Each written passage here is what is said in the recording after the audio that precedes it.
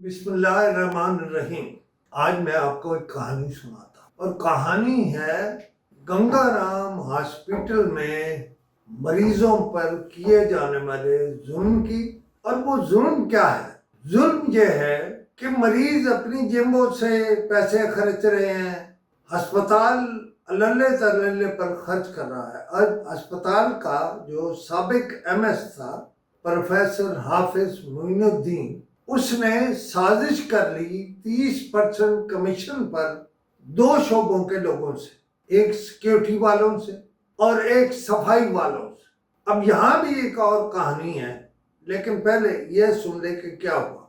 इन्होंने अस्पताल के उस एमएस से मिलकर प्रोफेसर हाफिज मोइनुद्दीन साहब से 15 करोड़ रुपया निकलवाया और दवाओं पर खर्च करने के बजाय इधर सिक्योरिटी यानी बंदा इधर खड़ा है, चौकीदार कार्ड, उधर एक सफाई वाला है ही नहीं, सफाई वाला सिरे से मौजूद ही नहीं, कभी ऑफिस आया नहीं, शनाख्ती कार्डों पर पेमेंट हो रही है।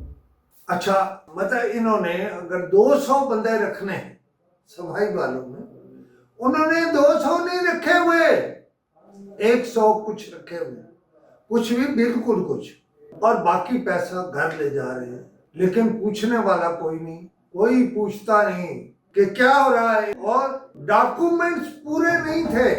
एएमएस ने दस्तखत करने से इनकार कर दिया इसी वजह से कि डॉक्यूमेंट्स नहीं है, जो सिक्योरिटी वाले हैं उनकी तादाद पूरी नहीं है, सफाई वालों की तादाद पूरी नहीं है, तो मैं क्यों दस्तखत करूं।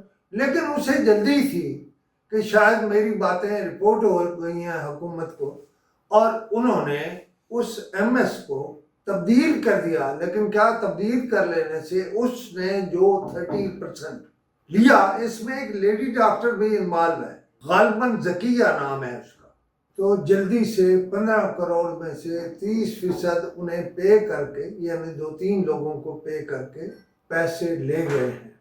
अब पंजाब के बारे में मैं तो यही सुनता आया हूँ कि गुड गवर्नेंस है, फलां है। देखिए, गुड गवर्नेंस कोई नहीं है। इस वक्त रोजाना की बुनियाद पे ठेका चल रहा है, कारों का, मोटरसाइकिलों का, साइकिलों का, और डबल नहीं, ट्रिपल चार्ज हो रहा है। लेकिन वो स्टैंड वाला भी मिला हुआ है, मौज में है। अभी इसके कम से कम 4 हिस्से वीडियो के बाकी हैं।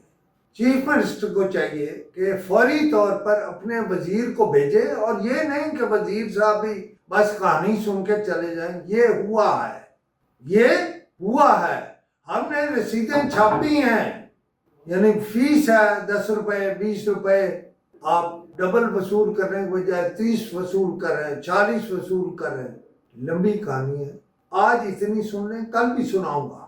और कुछ दिनों में आप सारे भी तौबा तौबा करेंगे कि इस कहानी में तो सब कुछ लूटा जा रहा है, कोई पूछने वाला नहीं है, ना सेक्रेटरी, ना वजीर, ना डीजी, और ना ही अस्पताल वाले। खुदा हाफिज।